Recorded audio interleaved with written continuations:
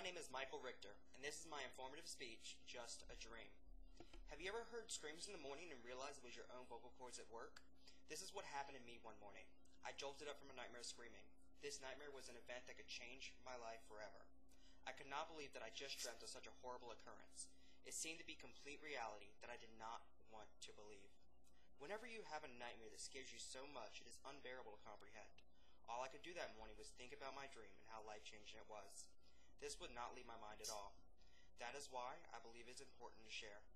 As I was deep in my REM sleep cycle, where I dream, I was imagining a realistic Saturday.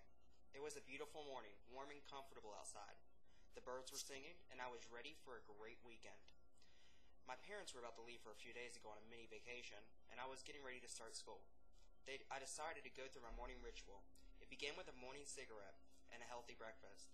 Then I took a warm shower. After the shower, I brushed my teeth and went on to style my hair. Everything was normal until I heard a vibration from my room. It was my BlackBerry buzzing. To alert me that someone was calling. As I looked at the screen, I recognized the number. It was the local urgent care where I recently had my blood work.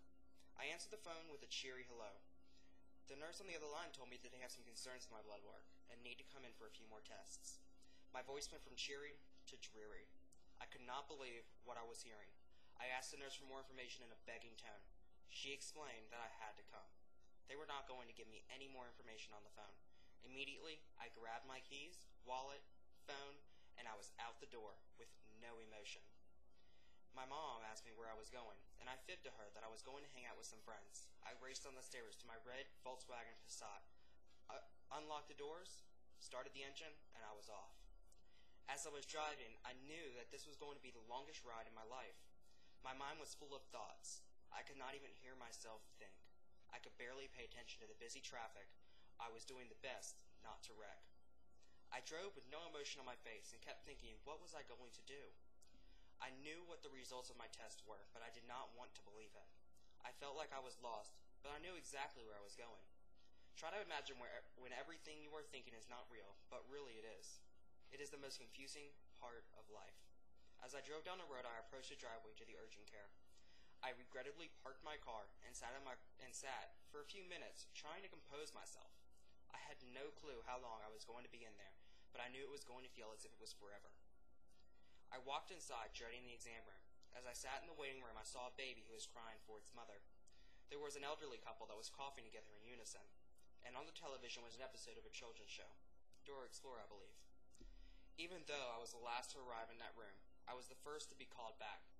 I quietly entered the cold exam room and took a seat in the chair. I did not want to sit on the exam table, because I thought it would put me in the spotlight. I was wrong. Wherever I was in the spotlight. The nurse who entered the room was someone I had known since I was 10 years old. The doctor was familiar from the other day, but I had never met him before. He came in with the chart but did not open it. He knew what he was going to say. I knew what he was going to say. We all knew what he was going to say. He went through his normal report with me. I was completely silent. He was asking me different things, just how are you, how is everything going with me, but in all honesty, I didn't want to hear it. And then he started explaining to me that they tested my blood for different sexually transmitted diseases. I knew what was coming next. He told me that they received a positive reaction to the test for the human immunodeficiency virus, also known as HIV. That was it. I knew what I already knew. I was HIV positive. I could not believe it. I thought the car ride would give me time to soak it in, but I felt as the same as when I received the phone call, but only worse. The room remained silent for what seemed hours. My face was in my hands, embarrassed, trying to find a reality. But I was in reality, just one I did not want. Then, they started to talk. I sat there as they both tried to comfort me. They were telling me there are tons of medications out there, support groups, great doctors. They could help me tell my friends, my family, whatever I needed more. They explained that living with HIV has changed, and that I would be fine. I paid no attention to what they said. Yes, I heard it, but I could not comprehend it. I was going through my head of what I thought.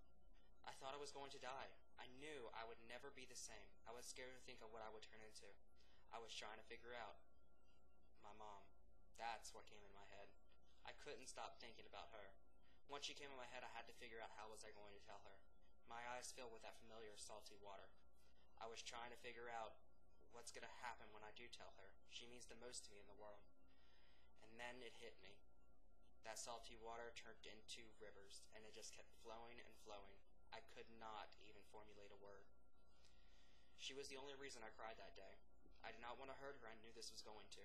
I was also thinking, how could this happen to me? Why me? What did I do to deserve this? And everything else that could possibly go through my head at that time. Then the doctor and the nurse told me that they were going to go outside and, let me be by myself.